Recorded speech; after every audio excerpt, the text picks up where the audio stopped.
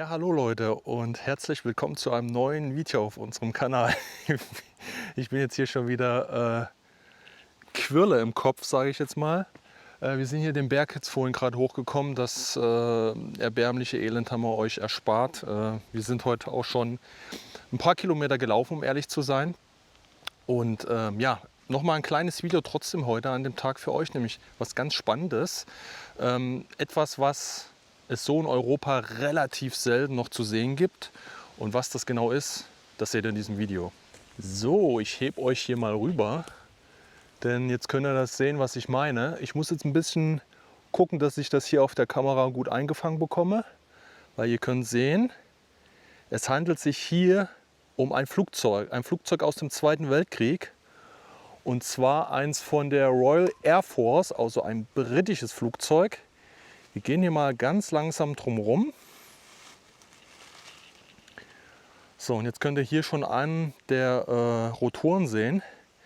Und zwar ist das eine Hudson gewesen, also so ein kleineres zweimotoriges Flugzeug. Ich laufe das mal hier mit euch so ein bisschen ab. Hier kommt jetzt eine große Tragfläche. Ich mache das mal ein bisschen langsamer, weil ich das jetzt hier ehrlich gesagt nicht gut auf der Kamera erkennen kann. Weil ich hebe euch hier im Prinzip über den Zaun, aber so könnt ihr das wirklich ganz, ganz gut erkennen.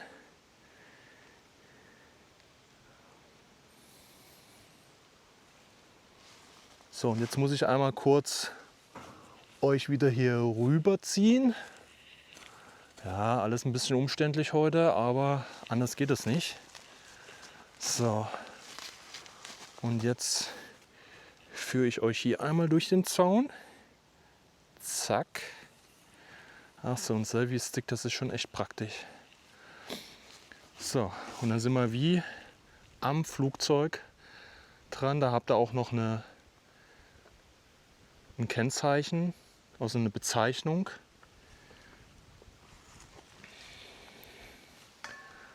So, und jetzt hebe ich euch noch mal hier rüber. Ja, der Zaun ist ungefähr 1,80 hoch.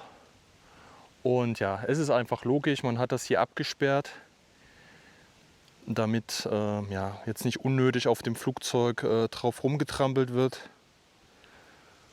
Oder vielleicht noch irgendwelche Teile mitgenommen werden oder besprüht wird oder was weiß ich. Ihr kennt es ja, Leute, ihr kennt es ja. Ne?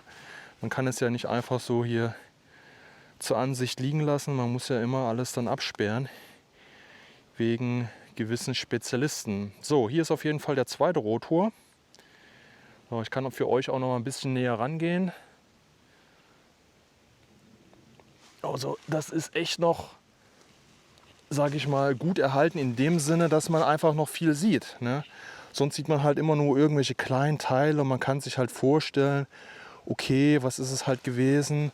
Aber hier ist es ja halt für jeden Laien sofort erkennbar, dass es sich hier um ein Flugzeug handelt. Und das ist einfach wirklich sehr, sehr spannend, weil sowas sieht man wirklich sehr, sehr selten. Und ich kenne halt nur wenige Fälle überhaupt noch, wo es Flugzeugwracks gibt. Das ist in England gibt es ein, zwei, in Alaska gibt es glaube ich noch welche. Und wenn man jetzt Europa nimmt, gibt es das nur noch im hohen Norden, also Schweden und Norwegen. Da gibt es noch einige Wracks, die man noch so in der Landschaft finden kann. Aber sonst, also alles, was so Mitteleuropa ist, eigentlich gar nicht mehr. Deshalb ist das ganz spannend und wir haben das durch Zufall, durch unsere Recherchen, die wir natürlich immer so betreiben, sind wir darauf gestoßen. Und die Geschichte dahinter, die ist natürlich auch sehr, sehr spannend. Ja, jetzt noch mal ein bisschen zu der Geschichte, zu der Hintergrundstory von diesem abgestürzten Flugzeug. Also es ist sehr tragisch, aber auch sehr interessant, weil es sich hier wirklich um eine Spezialmission handelt. Wir können auch noch mal hier eben um das Grabmal gehen, was jetzt hier aufgebaut wurde. Ich weiß jetzt ehrlich gesagt nicht, ob das einfach jetzt hier nur ein reines Denkmal ist oder ob hier wirklich auch die Personen beerdigt sind. Handelt sich hierbei um 4 Besatzungsmitglieder der Royal Air Force, weil wie gesagt, es war ja ein Flugzeug der Royal Air Force. Es war ein neuseeländischer Bordschütze und 3 englische Besatzungsmitglieder, also Pilot, Co-Pilot und Funker. Aber auch 3 Agenten der belgischen Armee, Exil Agenten oder belgische Armee-Exilagenten, wenn man es so betiteln kann. Ich weiß jetzt nicht, wie der richtige Ausdruck halt ist. Also sie gehörten halt der belgischen Armee an, haben aber praktisch von England aus Spezialoperationen durchgeführt. Und diese Agenten sollten im Prinzip mit dieser Hudson nach Deutschland geflogen werden. Das war aber auch schon wieder März 45, also schon zu Kriegsende. Und die belgischen Spezialagenten, sage ich jetzt einfach mal, hatten eigentlich den Auftrag, Sabotageaktionen durchzuführen hinter den feindlichen Linien. Also sie sollten halt wirklich mit Fallschirm auch über deutschem Gebiet halt abspringen und sollten zusammen mit belgischen Zwangsarbeitern solche Guerilla-Taktiken anwenden und Vorbereitungen treffen für die Alliierten, die im Prinzip dann Deutschland zu der Zeit halt schon in die Mangel genommen haben und im Prinzip halt Sabotageaktionen und Ähnliches halt durchführen. Und normalerweise haben die 3 belgischen, so traurig wie es ist, eigentlich gar nicht mehr damit gerechnet. Die waren eigentlich schon kurz vor Armeeaustritt, soweit ich das jetzt nachgelesen habe.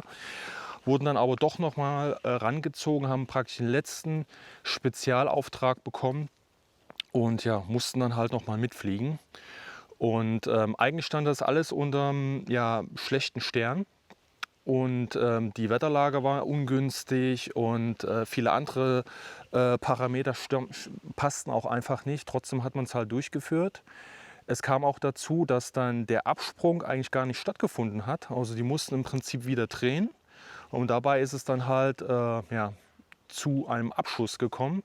Man dachte am Anfang, dass ein deutscher Nachtjäger diese Hudson abgeschossen hat, aber im Nachgang, als man das Ganze halt aufgeklärt hat, ist es leider so, dass ein amerikanischer, ein US-Nachtjäger die Hudson von Himmel geholt hat und bis auf ein Besatzungsmitglied, ich glaube, das war der Bordschütze auch, der gefunden wurde. Der hat auch ein komplett verbranntes Gesicht gehabt. Der wurde von einem örtlichen Pfarrer gefunden, der diesen Knall und diesen Abschuss praktisch gehört hat.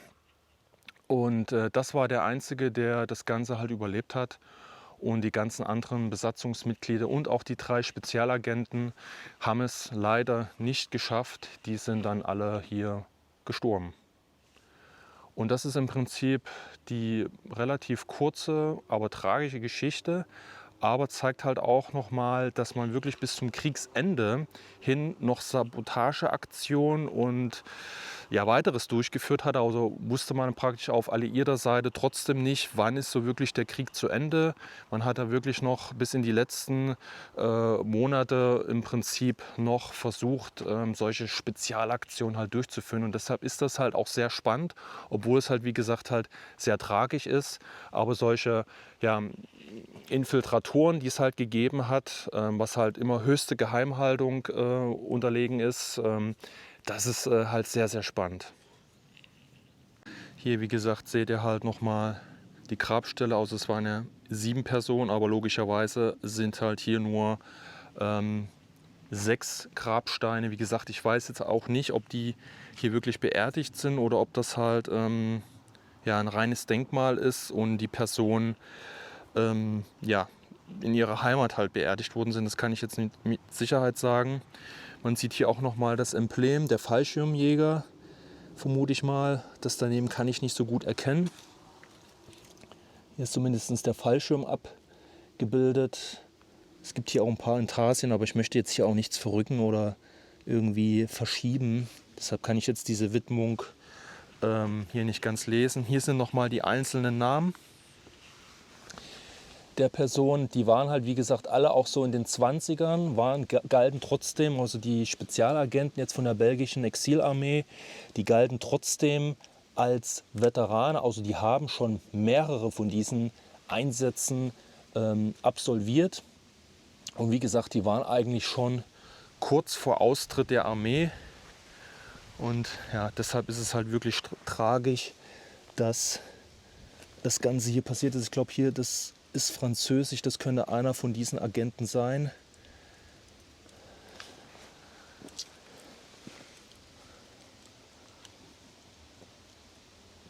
Und das ist, glaube ich, auch einer von diesen Agenten hier.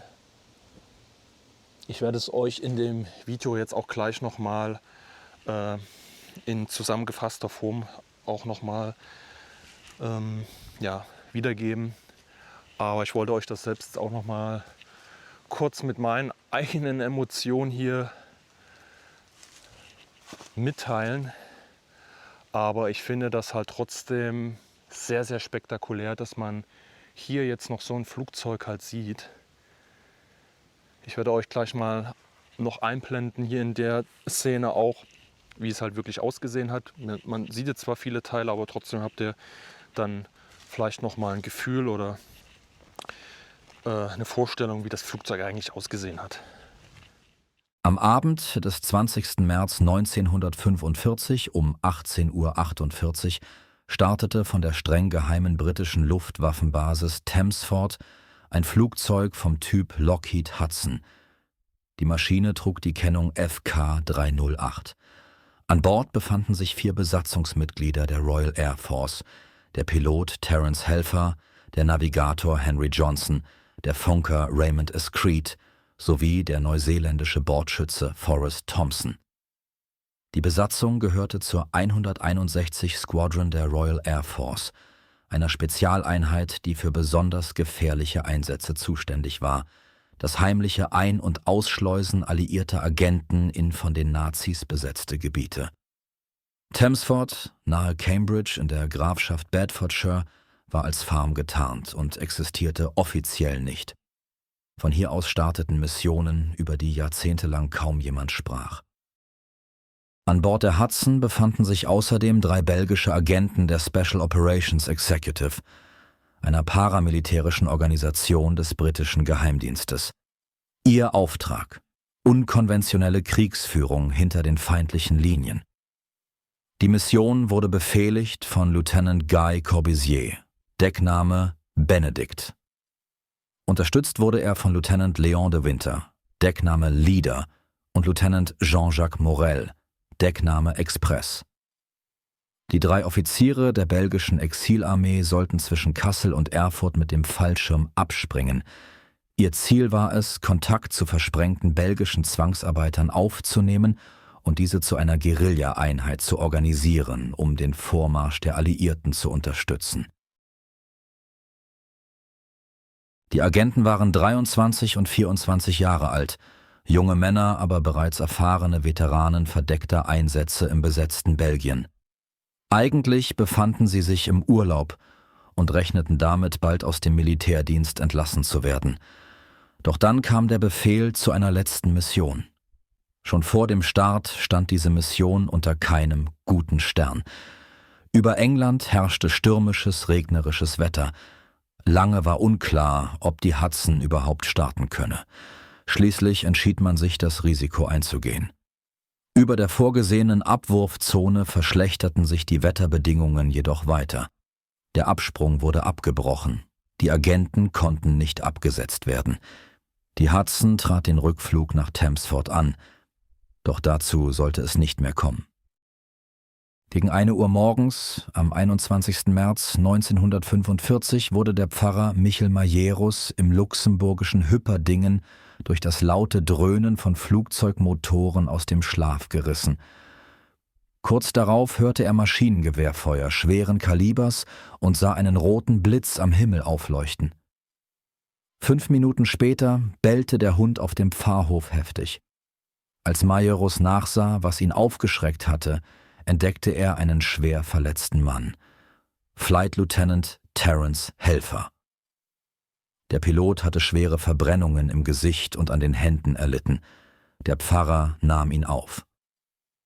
Am nächsten Morgen wurde Helfer von einer Ambulanz der US Army in ein Militärkrankenhaus gebracht. Terry, Helfer, blieb der einzige Überlebende der Besatzung. Im ausgebrannten Wrack der Hudson, die auf einem bewaldeten Hügel oberhalb von Maulusmühle zerschellt war, fand man die sterblichen Überreste seiner 6 Kameraden. Zunächst wurden sie in 2 provisorischen Gräbern an der Absturzstelle beigesetzt. Erst auf Initiative der Familie von Lieutenant Corbusier erhielten die Gefallenen später ihre letzte Ruhestätte direkt am Ort des Absturzes, statt auf einem Militärfriedhof. Lange Zeit ging man davon aus, dass die Hudson einem deutschen Nachtjäger zum Opfer gefallen war. Heute gilt jedoch als erwiesen, dass das Flugzeug irrtümlich von einem amerikanischen Nachtjäger abgeschossen wurde, einer P-61A, Black Widow, der US Army Air Force. Ein tragischer Irrtum in den letzten Wochen des Krieges. Das tödliche Ende einer Mission, die kaum jemand kannte und die dennoch Geschichte schrieb. Ja, dann kommen wir auch schon wieder zum Ende des Videos. Wie gesagt, ein kleines Video, aber eine wirklich sehr interessante Geschichte, die wir euch unbedingt hier einmal zeigen wollten. Gerade wenn man noch Objekte hat, die man halt zeigen kann zu der Geschichte, die stattgefunden hat, ist das, finde ich, immer sehr, sehr wertvoll. Und deshalb sind wir hier auch nochmal hingefahren, um euch das wirklich zu zeigen. Wie gesagt, da wiederhole ich mich, sehr tragisch, aber was ist im Zweiten Weltkrieg nicht tragisch gewesen? Und aber zeigt halt mal wieder einen Aspekt des Zweiten Weltkriegs und die Menschen, die da drin gekämpft haben, versucht haben, den Krieg irgendwie zu überleben oder schneller zu beenden. Und deshalb sind solche Beispiele halt wirklich für uns heute halt noch Gold wert. Und wir persönlich fanden es halt sehr, sehr interessant. Wenn ihr das auch interessant gefunden habt oder ihr gerne hier mal hinfahren wollt oder ihr schon hier gewesen seid, schreibt uns das gerne mal wieder in die Kommentare. Dann findet wieder ein bisschen Austausch mit uns statt. Und vergesst das Däumchen nicht. Abo, wer es noch nicht gemacht hat, da schließt ihr nichts ab. Es ist vollkommen kostenlos. Und wenn ihr die Glocke noch betätigt, dann ja, seht ihr zumindest dann immer, wenn ihr YouTube seid, oder bekommt die Push-Up-Information, dass wir ein neues Video rausgebracht haben. Ja, wenn ihr nicht genug bekommen könnt, dann schaltet hier das nächste Video ein, was hier gezeigt wird. Oder geht einfach mal auf die Playlisten, die wir vorbereitet haben. Das sind halt verschiedene, zu verschiedenen Aspekten, verschiedene Verteidigungslinien, verschiedene Länder. Sucht euch einfach was raus. Darüber würden wir uns sehr freuen.